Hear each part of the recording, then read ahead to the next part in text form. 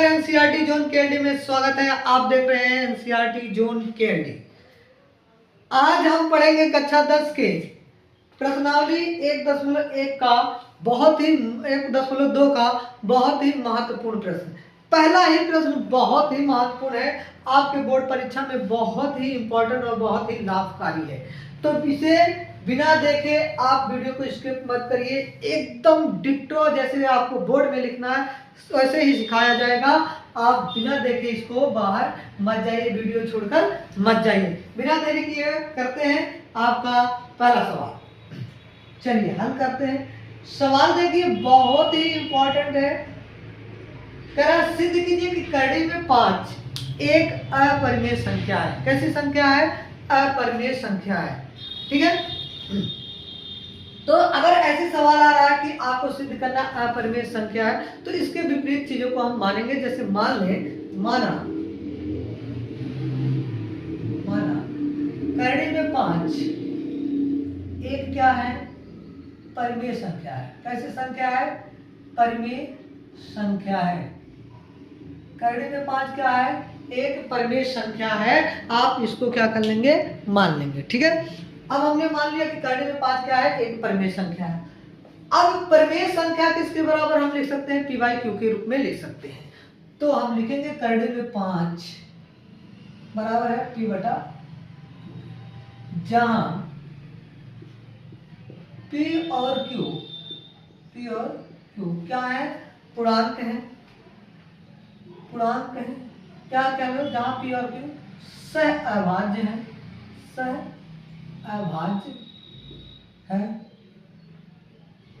तथा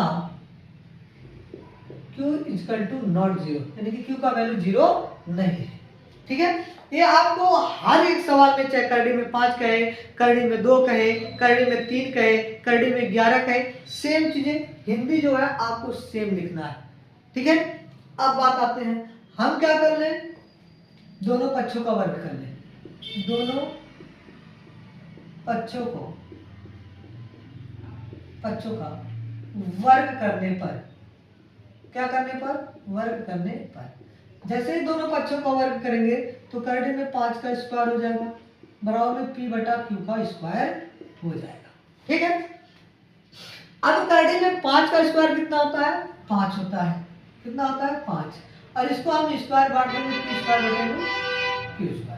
अब इस क्यू को हम इस तरफ ले जा रहे हैं, यानी कि ये क्यू अगर इधर भाग का काम कर रहा है, बाईं तरफ आएगा तो किसका काम करेगा? गुणे का काम करेगा, यानी कि 5q स्क्वायर बराबर में आपका आ जाएगा पी स्क्वायर। अब इस 5 को हम इधर ले जा रहे हैं, यानी कि दाईं तरफ, बाएं से किधर ले जा रहे हैं? दाईं तरफ। तो अगर ये मल्टीप्लाई यानी कि गुणा का काम कर रहा है तो उधर डिवाइड का काम करेगा, यानी कि भाग का काम करेगा। ठीक है, तो q स्क्वायर बराबर आपको आ जाएगा पी स्क्वायर बटे में 5। अब आपको यहां कुछ लिखना है। जैसे क्या लिखना है कि यदि 5 पी स्क्वायर को क्या करता है? पी स्क्वायर को विभाजित करता है तो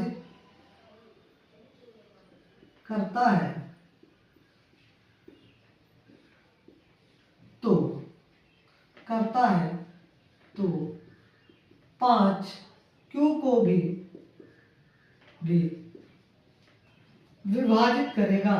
विभाजित करेगा।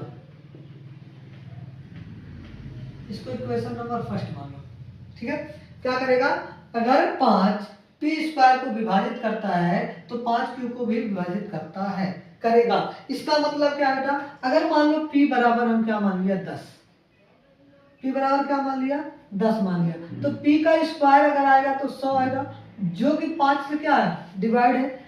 5 से क्या है? डिवाइड है। और 10 भी किससे है? 5 से डिवाइड नहीं कर रहा है। तो इसका मतलब यही है, अगर पी स्क्वायर को 5 काट रहा है तो ये 100% कंफर्म होगा कि उसको भी वो काट देगा, यानी कि क्यू को भी काट देगा। सॉरी, यहाँ पी स्क्वायर है तो पी, इसको पी को भी काट देगा। ठीक है, तो हमने क्या लिखा? 5 पी स्क्वायर को विभाजित करता तो 5 पी को भी विभाजित करेगा। आप एक बार p को विभाजित करवा लेंगे, एक बार q को विभाजित करवा लेंगे, सवाल आपका हो जाएगा। ठीक है, अब क्या लिखना है इसके बाद? यहाँ P बराबर 5m।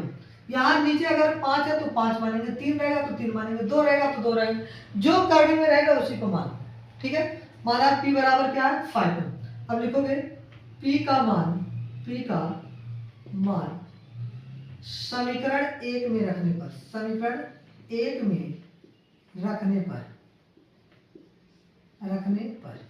क्या आएगा बाबू? समीकरण 1 क्या है? क्यू स्क्वायर बराबर 5m का स्क्वायर बटे में 5। ठीक है, अब हम क्या करेंगे? अब इसको क्या करेंगे भाई? इसको करने के लिए हम क्या कर लेंगे? आप यहां आ जाओ। अब जैसे ही क्यू स्क्वायर बराबर में 5m का स्क्वायर हो जाएगा, 5 का स्क्वायर 25 और m का स्क्वायर होगा m स्क्वायर बटे में 5। इसको काटेंगे, 5 एक 5, 5 पच्चे 25, यानी कि क्यू स्क्वायर बराबर आ गया 5m स्क्वायर। m को इधर आने दो, 5 को इधर भेजोगे बटे में हो जाएगा, यानी कि m स्क्वायर बराबर हो जाएगा क्यू स्क्वायर बटे में 5। हमने क्या कहा था? एक बार P को विभाजित करवाना है, एक बार Q को विभाजित करवाना है। ठीक है, इसको समीकरण नंबर 2 मान लेते हैं। क्या मान लेते हैं? 2 मान लेते हैं। अब देखो लिखोगे क्या? वही चीजें कि यदि 5 क्यू स्क्वायर को विभाजित करता है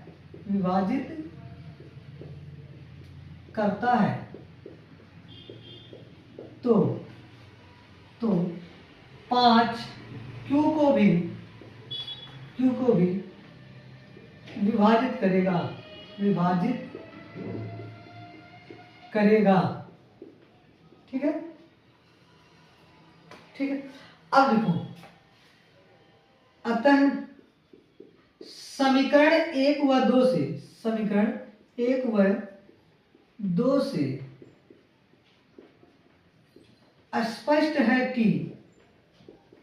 स्पष्ट है कि P और Q का उभयनिष्ठ गुणनखंड 5 है। क्या है? 5 है।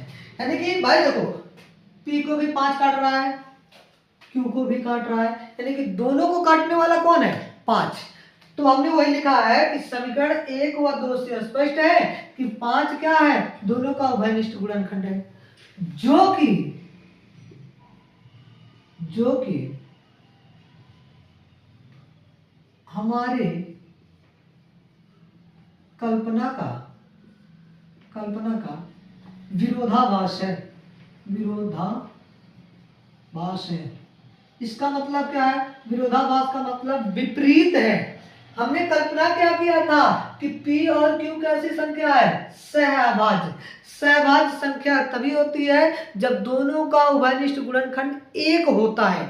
1 के अलावा और कोई उभयनिष्ठ गुणनखंड आ जाता है तो सहअभाज्य नहीं होती है। तो वही तो कहा कि हमारी कल्पना का क्या हो रहा है? विरोधा हो रहा है, विपरीत आ रहा है, जबकि आना चाहिए था कितना? HCF 1, और यहाँ कितना आ गया? 5। ठीक है, तो ये क्या हो गया? विरोधाभास है। अतः हमारी कल्पना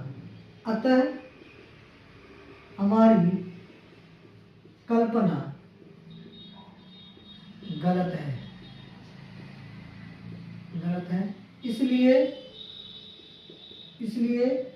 करड़ी में 5 1, इसलिए करड़ी में 5 1 अपरिमेय संख्या है। कैसी संख्या है? अपरिमेय संख्या है।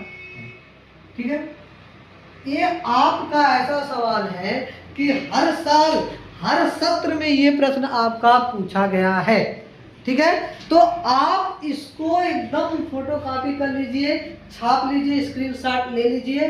फिर इसके हम अगले वाले सवाल पर आते हैं कि 1.2 का दूसरा सवाल आपके लिए होमवर्क रहा कि आप इसको कर लेंगे। होमवर्क है कि करड़ी में 2, करड़ी में 3 और करड़ी में 11 है। इन तीनों सवालों को आप घर पे जरूर कर लीजिएगा, ताकि आप जब 2026 यानी कि जो पेपर अभी देने वाले हैं बच्चे, उनके लिए तो वेरी वेरी इंपॉर्टेंट है, एकदम स्टार पॉइंट है, ये जान लीजिए।